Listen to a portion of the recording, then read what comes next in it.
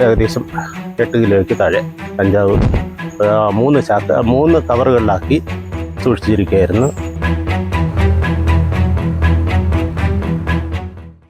വഴിയരികിൽ നിന്ന് ലഭിച്ചത് 8 കിലോ കഞ്ചാവ്. മലയൻകീഴ് അണപ്പാട് പാലത്തിന് സമീപത്ത് നിന്നാണ് കഴിഞ്ഞ ദിവസം നാട്ടുകാർ 3 പൊതികളിലായി 8 കിലോ കഞ്ചാവ് കണ്ടെത്തിയത്. 3 കവറുകളിലായി ഇവ സൂക്ഷിച്ചിരിക്കുന്ന നിലയിലായിരുന്നു. മലയൻകീഴ് പോലീസ് സ്റ്റേഷനിലെ SI-മാരായ വിനോദ്, വിൻസെന്റ്, പോലീസ് ഉദ്യോഗസ്ഥർ, പഞ്ചായത്ത് പ്രസിഡന്റ്, മെമ്പർമാർ, നാട്ടുകാർ എന്നിവർ ചേർന്ന് സംയുക്തമായി നടത്തിയ പരിശോധനയിലാണ് ഇത് കഞ്ചാവാണെന്ന് കണ്ടെത്തിയത്.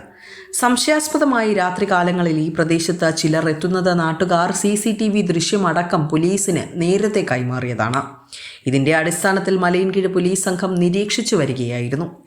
കഞ്ചാവ് കണ്ടെത്തിയ മലയൻകീഴ് അണപ്പാട് പാലത്തിന് സമീപത്ത് സാമൂഹ്യ വിരുദ്ധ ശല്യം സ്ഥിരമായ പ്രദേശമാണെന്നും പോലീസ് പറയുന്നുണ്ട്.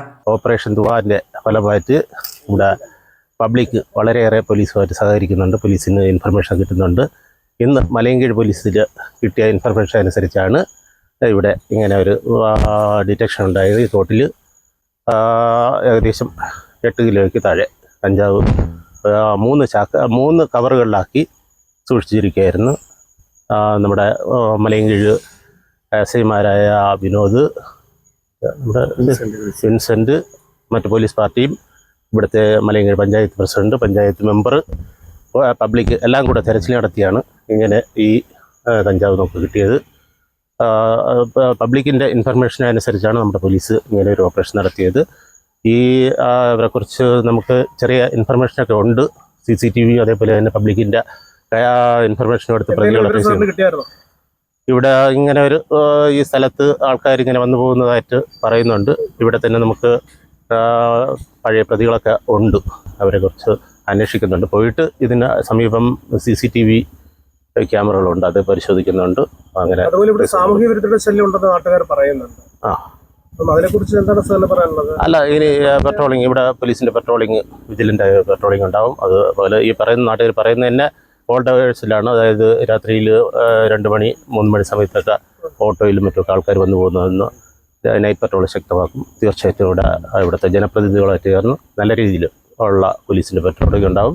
ഒരു കാരണവശാലും ഈ തരത്തിലുള്ള നാർക്കോട്ടിക്കിൻ്റെ ഉപയോഗമോ അതേപോലെ തന്നെ വിൽപ്പനയോ സ്റ്റോക്കോ ഇവിടെ ഉണ്ടാകാതെ പോലീസ് കൃത്യമായിട്ടുള്ള നടപടികൾ സ്വീകരിക്കും.